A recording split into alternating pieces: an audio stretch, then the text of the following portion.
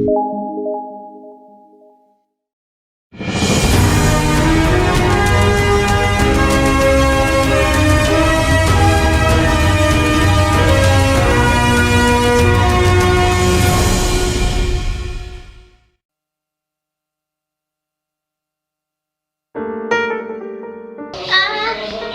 ada roti. Ini buat ini buat bunda aja.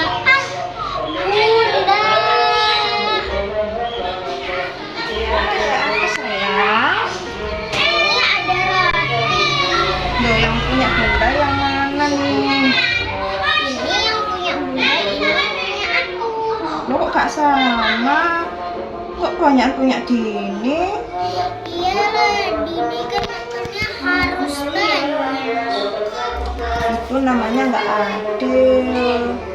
Kalau adil itu jumlahnya harus sama. 3 sama 3 atau 2 sama 2 gitu. Nah ini ada berapa coba hitung? Punya aku ada 4, punya bunda ada 2. Berarti nggak adil kan? Emang caranya adil itu gimana ya bunda? Nah ini adil itu seperti inilah. Iya, ada berapa? Rusaknya orang-orang terdahulu itu karena ketika yang mencuri adalah orang terhormat, maka mereka melepaskannya dari jerat hukum. Tapi ketika yang mencuri orang lemah, maka mereka menjeratnya dengan hukuman. Nabi Muhammad SAW. Allah Subhanahu wa Ta'ala menurunkan ajaran Islam bertujuan untuk membentuk masyarakat yang menyelamatkan dan membawa rahmat pada seluruh alam, rahmatan lil alamin. Untuk itu, Islam meletakkan ajaran adil sebagai salah satu di antara nilai-nilai kemanusiaan yang asasi dan dijadikan sebagai pilar kehidupan pribadi, rumah tangga, dan masyarakat. Ajaran ini sangat dijunjung tinggi oleh Islam. Allah Subhanahu wa Ta'ala mengutus para rasul dalam rangka untuk menegakkan dan mewujudkan keadilan di muka bumi. Allah Subhanahu wa Ta'ala berfirman, "Sesungguhnya kami telah mengutus rasul-rasul kami dengan membawa bukti-bukti yang nyata, dan telah kami turunkan bersama mereka Alkitab dan Mizan, neraca keadilan, supaya manusia dapat melaksanakan keadilan." Quran Surat Al-Hadid ayat 25. Tidak terhitung ayat-ayat Al-Quran maupun teks-teks hadis yang memerintahkan manusia untuk berlaku adil. Di antaranya, Allah Subhanahu wa Ta'ala berfirman yang artinya, "Sesungguhnya Allah menyuruh kamu berlaku adil dan berbuat kebajikan, memberi kepada kaum kerabat, dan Allah melarang dari perbuatan keji, kemungkaran, dan permusuhan. Dia memberi pengajaran kepadamu agar kamu dapat mengambil pelajaran." Quran Surat An-Nahl ayat 90. Menurut M. Quraisy Shihab, dalam Al-Quran, kata adil dalam berbagai bentuknya terulang 28 kali. Tema dan konteksnya beragam. Salah satunya menyebutkan bahwa Allah Subhanahu wa Ta'ala sangat mencintai kepada orang-orang yang berlaku adil, terutama kepada para pemimpin yang adil.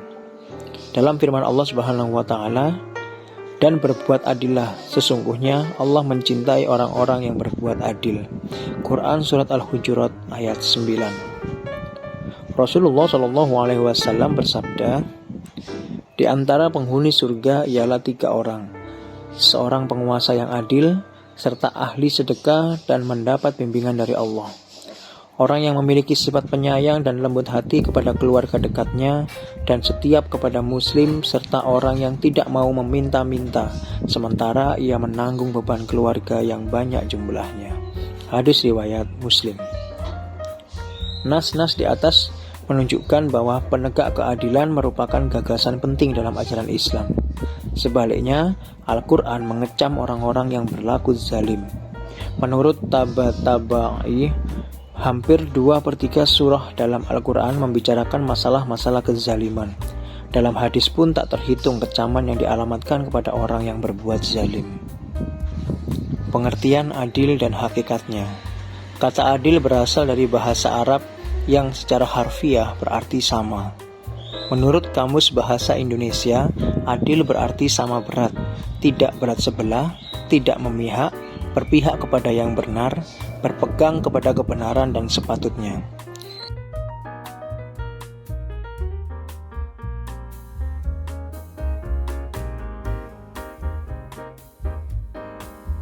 Dengan demikian, seseorang disebut berlaku adil apabila ia tidak berat sebelah dalam menilai sesuatu, tidak berpihak kepada salah satu kecuali keberpihakannya kepada siapa saja yang benar, sehingga ia tidak akan berlaku sewenang-wenang. Pembahasan tentang adil merupakan salah satu tema yang mendapat perhatian yang serius dari para ulama dan intelektual muslim. Dalam buku Wawasan Al-Quran, Profesor Dr. M. Quraisy Shihab membahas perintah penegak keadilan dalam Al-Quran dengan mengutip 3 kata, yakni Al-Adl, Al-Qist, dan Al-Mizan. Dari berbagai pengertian, dapat disimpulkan ada setidaknya 3 hakikat keadilan yang harus kita tegakkan, yaitu yang pertama, adil dalam arti sama, Al-Musawat, yaitu perlakuan yang sama atau tidak membedakan antara yang satu dengan yang lain, menyangkut persamaan hak perlindungan atas kekerasan, kesempatan dalam pendidikan, peluang mendapatkan kekuasaan, memperoleh pendapatan dan kemakmuran, juga persamaan dalam hak, kedudukan dalam proses di muka hukum tanpa memandang ras, kelompok, kedudukan atau jabatan, kerabat, kaya atau miskin, orang yang disukai atau dibenci. Allah Subhanahu wa Ta'ala juga memerintahkan kepada kita agar berlaku adil sekalipun terhadap komunitas non-muslim ataupun kaum yang kita musuhi. Sebagaimana dalam firman-Nya, "Hai orang-orang yang beriman, hendaklah kamu menjadi orang-orang yang selalu menegakkan kebenaran karena Allah, menjadi saksi dengan adil, dan janganlah sekali-sekali kebencianmu terhadap suatu kaum mendorong kamu untuk berlaku tidak adil. Berlaku adillah, karena adil itu lebih dekat kepada takwa. Bertakwalah kepada Allah, sesungguhnya Allah Maha mengetahui apa yang kamu kerjakan." Quran Surat Al-Ma'idah ayat 8. Yang kedua, adil dalam arti keseimbangan, at-tawazun. Seimbang di sini tidak selalu sama antara dua pihak tersebut secara kuantitatif, tapi lebih kepada proporsional dan profesional di sini. Keadilan identik dengan pengertian kesesuaian, bukan lawan kata kezaliman, yakni kesesuaian antara ukuran, kadar, dan waktu. Ia ditetapkan apabila memang kondisi menghendaki demikian. Allah Subhanahu wa Ta'ala telah menciptakan alam semesta dengan segala isinya, termasuk pada diri kita dengan keseimbangan yang sangat tepat. Adil dalam pengertian ini merupakan hakikat yang penting dalam keadilan. Namun, keseimbangan bukan berarti kesamaan dalam memperoleh sesuatu, misalnya kesamaan dalam penghasilan. Tetapi jangan pula terjadi jurang pemisah yang sangat tajam dan tidak ada unsur pemerataan di antara sesama anak bangsa.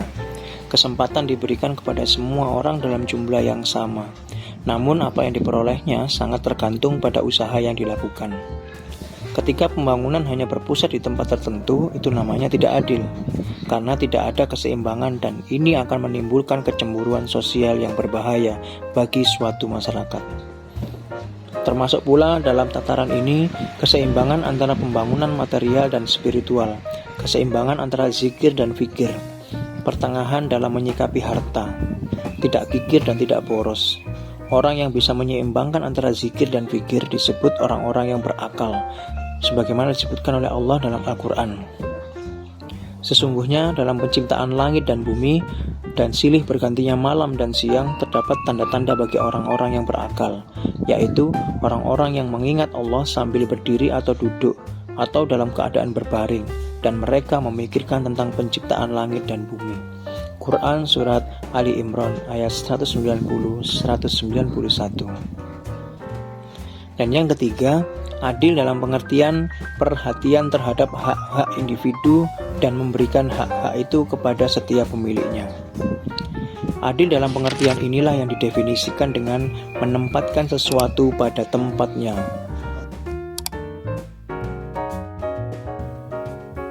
atau memberi pihak lain haknya melalui jalan yang terdekat. Lawannya adalah kezaliman, yaitu menempatkan sesuatu tidak pada tempatnya. Dengan demikian, memasang peci di kepala adalah keadilan dan meletakkannya di kaki adalah kezaliman. Pengertian keadilan seperti ini melahirkan keadilan sosial di mana setiap muslim, terutama pemimpinnya, wajib menegakkannya.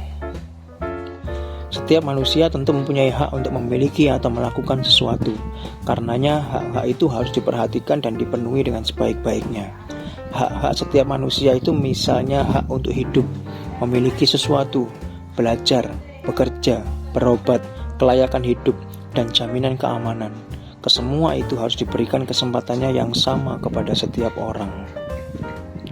Karena itu, di dalam Islam seseorang tidak dibenarkan melakukan pembunuhan tanpa alasan yang benar, karena yang demikian itu berarti ia telah merampas hak hidup orang lain. Untuk bisa disebut berlaku adil, diperlukan adanya mizan atau standar yang dipergunakan untuk menilai dan mengukur keadilan atau kezaliman seseorang. Mizan keadilan dalam Islam adalah Al-Quran. Kedamaian dunia hanya bisa ditegakkan dengan Al-Quran yang telah mewajibkan umat manusia akan keadilan dan mengharamkan kezaliman dan kesewenang-wenangan. Maka dengan Al-Quran manusia akan menjauhi tindakan-tindakan kezaliman karena rasa takutnya kepada murka Allah di dunia dan di akhirat, di samping untuk mengharapkan balasan atau ganjaran dunia akhirat. Begini ya Bunda, tiga-tiga supaya adil. Iya, betul sekali.